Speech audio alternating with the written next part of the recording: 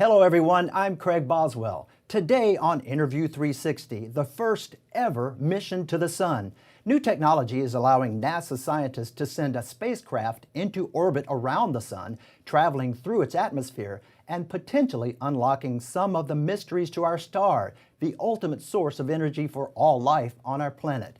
One of the many goals of the mission is to better understand solar weather, space weather, and potentially the ability to forecast space weather events that impact life on Earth. There is a lot to talk about, and here to navigate us through all of this is astrophysicist Dr. Eric Christian.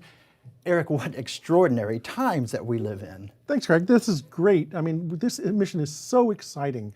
We've been working for many years. I mean, this is actually the mission to the Sun is one of the first missions that NASA back in 1960 wanted to do.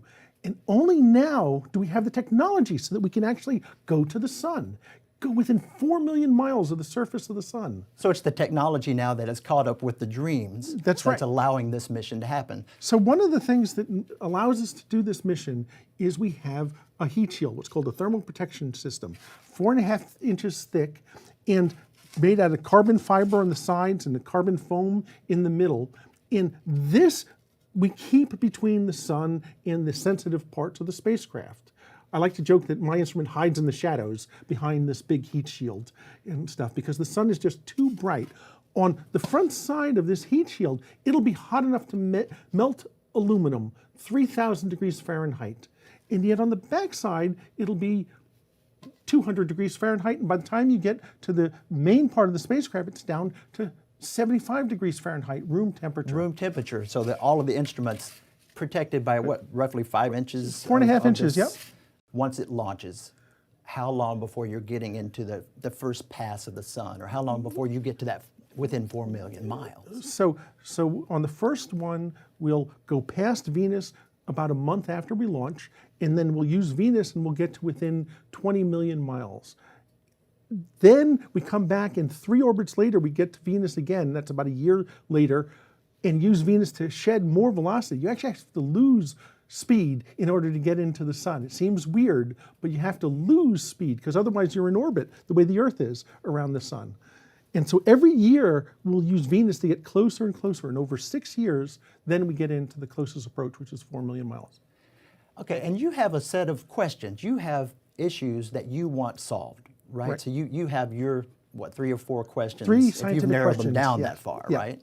And you have narrowed them down that far. Yeah, so the Sun is the most important star in the sky, but there are basic things about it we don't know. And there are 3 basic questions that Parker Solar Probe will allow us to answer.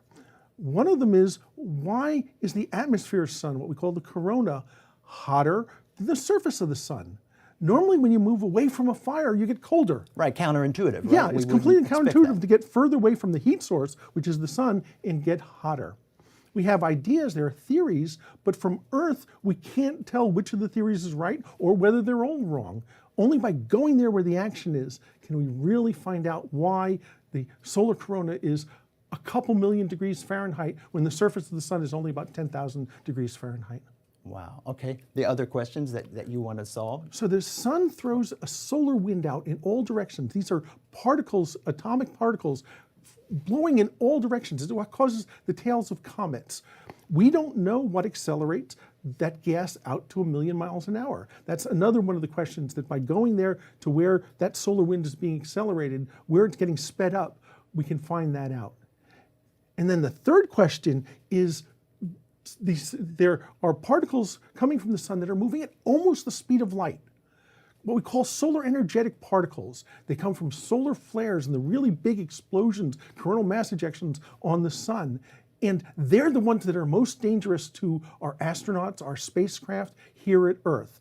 And so understanding how they are created is the third important question. Right, and these are things that we need to know because these have impacts on our life on Earth, not just the satellites that are orbiting the Earth, which obviously affects our communication, GPS navigation, those types of things, but also affects on power grids, right? So solar winds and solar weather have an effect on us daily even. That's right. So solar storms can cause what are called geomagnetic storms, storms in the Earth's magnetic field, and those can fry the power system.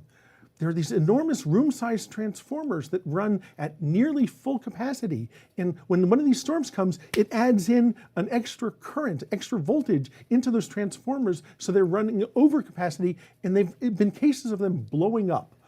There was 1989, there was an Ontario blackout that was caused by a solar storm. It's a geomagnetic storm, right? Yes. And so being able to predict them will allow the power companies then to redistribute their power and protect themselves so that, if we can predict it, we can actually protect it so these big events won't happen. That's one of the things I really like about the science that I do, because it's important basic science, but it also has practical application. And to understand and be able to predict space weather is going to help us long term. And you see, or do you see a time in the future when we will turn on the television and a weather forecaster, a TV meteorologist will come on and not only talk about the high and low temperatures, but also forecast the space weather?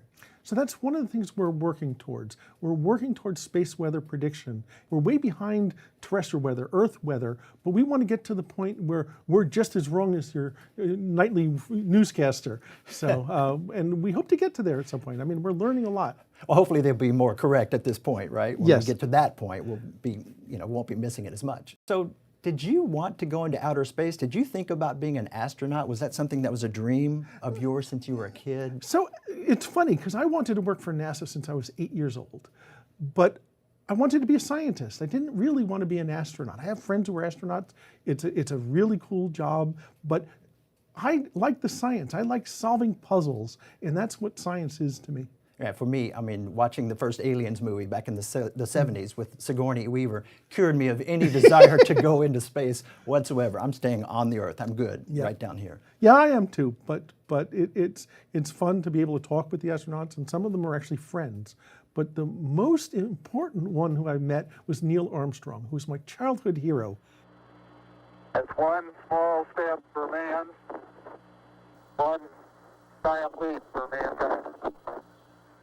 And at a NASA event, I got to meet him and talk to him for about 10 minutes and told him that, he's the reason why I work for NASA now. He thanked me and said, it was always good to hear that, he made a difference in people's lives. It was one of the highlights of my life.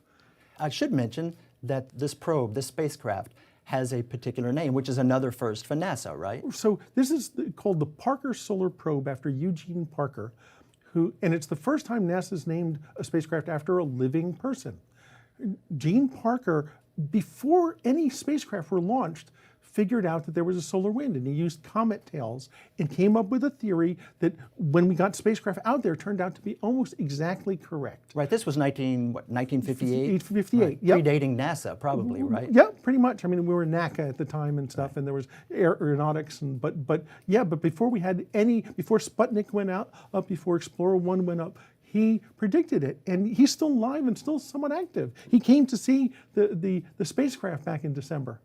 Oh, that must have been a blast. He must have been just floored by this. Absolutely. He was really excited. It's got to be humbling for you, because I suspect while you have these answers, you have these questions that you want answers to, you may not get those answers. You may discover that we actually know little to nothing, and we just have more questions than answers when we first began, right? Well, every time we've been to someplace new in the solar system, we've been surprised. Every single time. So we have theories about what's happening. They're probably wrong. But we'll learn a lot.